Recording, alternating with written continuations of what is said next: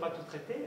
Voilà. Donc si vous voulez, nous dans la modélisation, on a deux sous-externalités. Et ainsi, après, on essaie de voir comment l'État peut réduire ces externalités-là. Alors, je vais en parler, en fait, parce que c'est un sujet qui nous touche, en plus, particulièrement à Paris en ce moment, puisque en ce moment, il y a un projet de reconstruire un incinérateur à Ivry. Vous savez, quand vous prenez le périph' là, des deux grandes cheminées. Et en fait, donc aujourd'hui, en gros, c'est le traitement qui est souvent privilégié. C'est-à-dire que dans les directives européennes, ils disent en gros que d'abord, il faut essayer de faire qu'il n'y ait pas de déchets, donc c'est ce qu'ils appellent la prévention. Concrètement, il n'y a rien qui est fait. Ensuite, il faut essayer tout ce qui est recyclage, réutilisation, etc. Et ensuite, ils parlent de valorisation énergétique. Et donc, valorisation énergétique, c'est incinération, mais on récupère quand même la chaleur de cette incinération pour la valoriser. Et en fait, finalement, ils sont tous allés là-dessus, qui était le niveau dernier voilà, des directives européennes, alors qu'il y avait des choses bien à faire en avant. Mais pour nous, c'est vraiment pas une solution d'incinération, parce qu'effectivement, on a tendance à croire qu'on brûle la chose et que la chose disparaît, mais elle disparaît pas du tout. C'est-à-dire qu'une fois qu'on a brûlé les déchets, il reste ce qu'on appelle déjà des mâches fer. Donc les mâches fer, c'est ce qui reste une fois qu'on a incinéré les déchets, sauf que cette fois-ci, donc ce qui reste, c'est juste mais hyper toxique, c'est-à-dire que la toxicité est incroyablement concentrée, d'autant qu'aujourd'hui on mélange des ordures organiques avec du plastique, etc., qui produit vraiment des choses qui sont très toxiques. Et il y a donc ces fumées qui sont récupérées par des filtres. Et les filtres donc, concentrent tous les polluants de ces fumées-là, et ça c'est ce qu'on appelle les réfiums.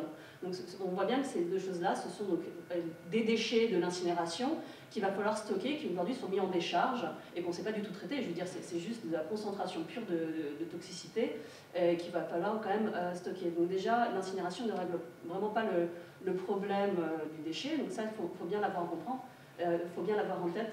Et justement, aujourd'hui, il y a donc un projet de reconstruire l'incinérateur d'Ivry.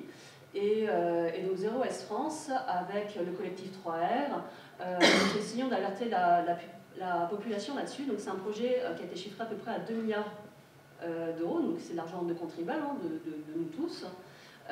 Et nous, on a montré qu'on pouvait créer un plan alternatif qu'on appelait le plan BOM.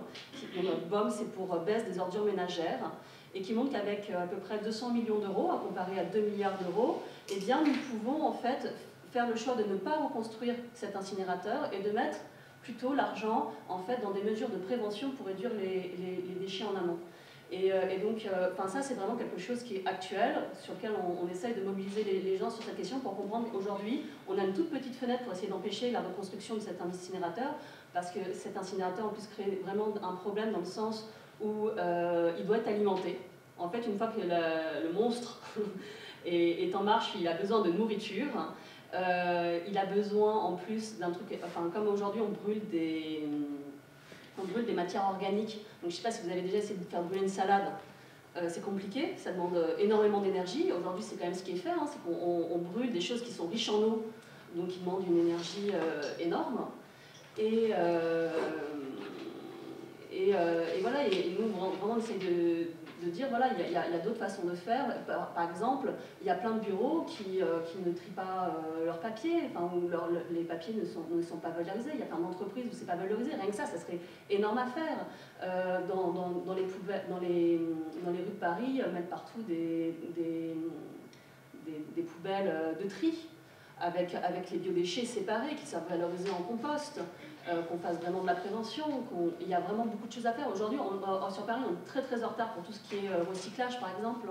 On a une marge de manœuvre qui est énorme, et donc vraiment, voilà, nous on essaie de mobiliser pour dire aujourd'hui on a moyen d'agir pour ne pas reconstruire l'incinérateur d'Ivry. Alors, sincèrement, c'était super mal barré, mais on a quand même une petite bouffée d'espoir, c'est que le conseil municipal d'Ivry s'est opposé à cette mesure-là. Mais maintenant, il faut convaincre en fait, tous les élus qui siègent au sitcom. Et donc ça, c'est à nous aussi, en tant que citoyens, de faire pression pour dire non, en fait, nous voulons l'alternative. Nous voulons l'alternative, donc c'est visible en ligne, ça s'appelle le plan BOOM, ça a été chiffré, c'est des mesures extrêmement précises pour montrer voilà, qu'il existe une alternative à la reconstruction d'incinérateurs et que c'est possible. C'est ce que j'avais à dire éventuellement sur l'incinérateur. Ça va venir. Oui.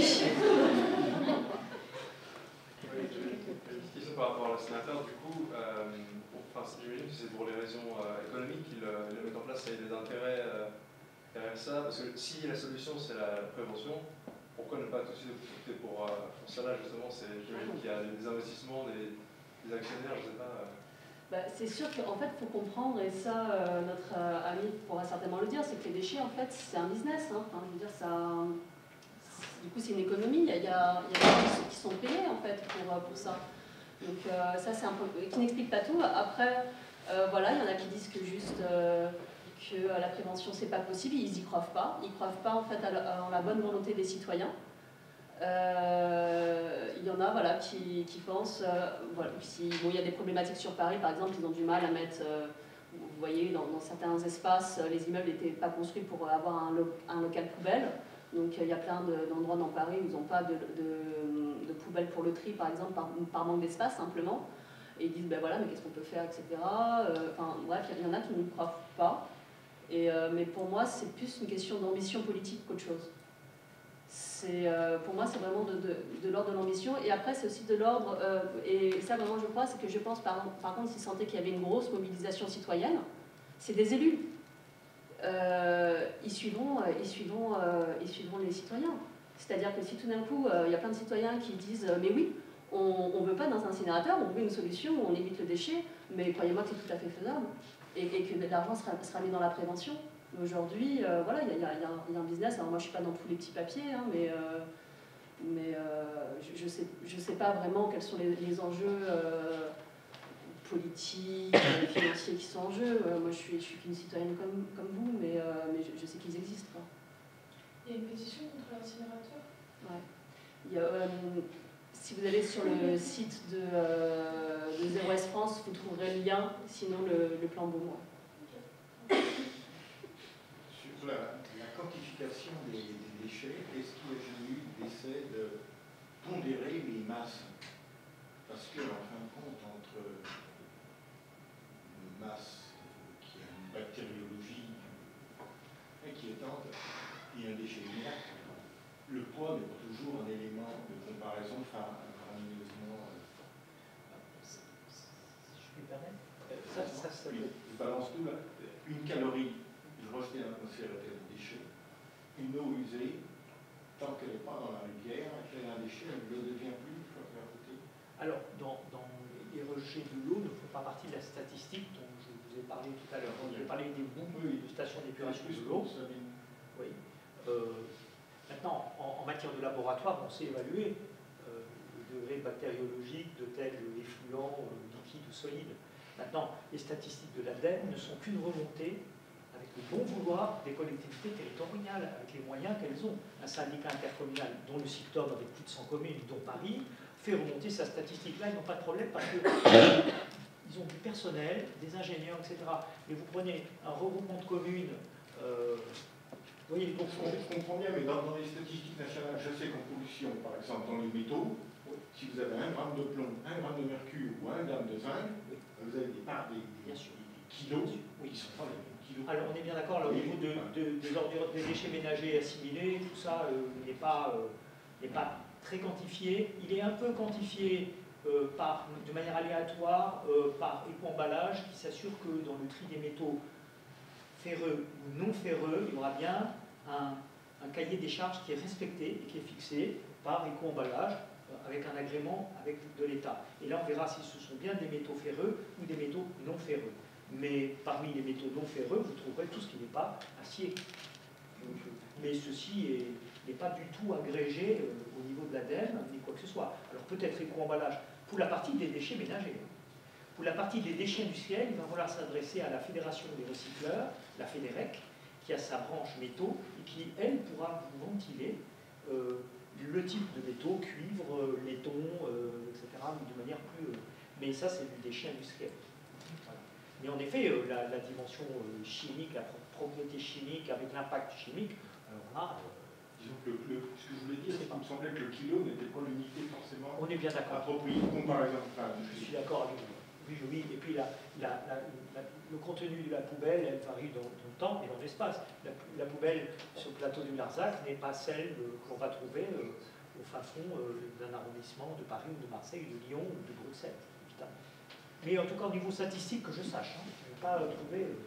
Mais je pense que la comptabilité en masse brute, telle qu'on la présente là, elle a un intérêt d'indicateur très grossier qui nous permet de dire, voilà, il y en a plus, il y en a moins, qui permet quand même de montrer que quand on s'occupe des ordures ménagères, on s'occupe, comme on l'a dit, que d'une toute petite partie du problème et que il y en a bien d'autres des déchets qui sont ailleurs, dans des masses supérieures, etc., même s'ils n'ont pas la même composition.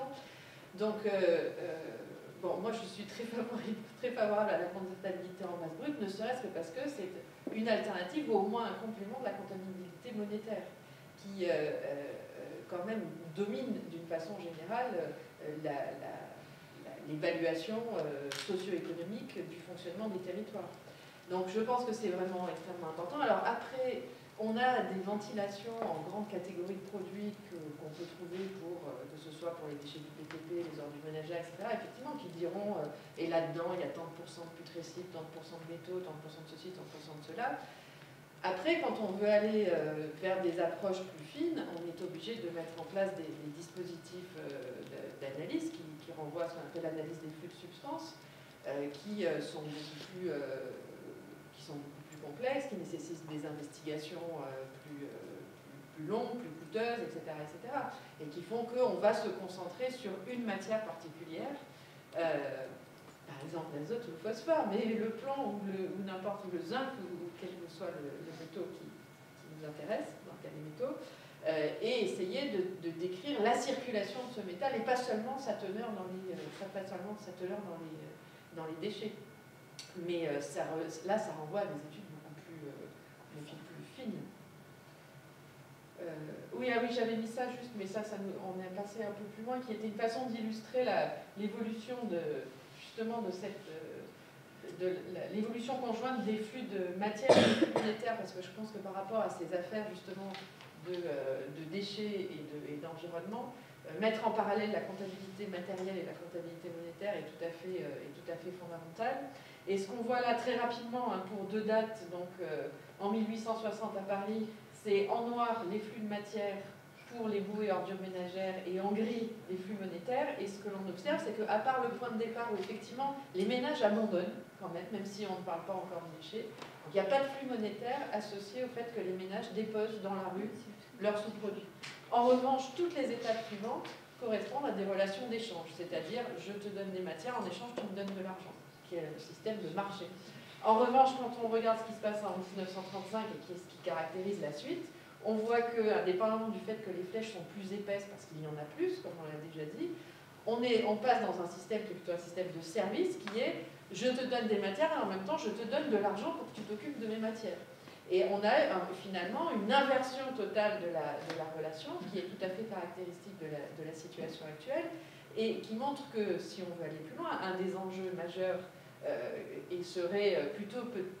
on a bien vu que la question actuellement était traitée en termes d'externalité, et qui serait plutôt d'arriver à réinverser les flèches, c'est-à-dire à faire en sorte que ces matières jugées aujourd'hui sans utilité deviennent utiles. Et c'est vrai que le mot élimination, là, c'est très intéressant parce qu'on le voit apparaître dans les années 30. Jusqu'aux années 30, on dit, tous les textes techniques s'intitulent « Boue et ordures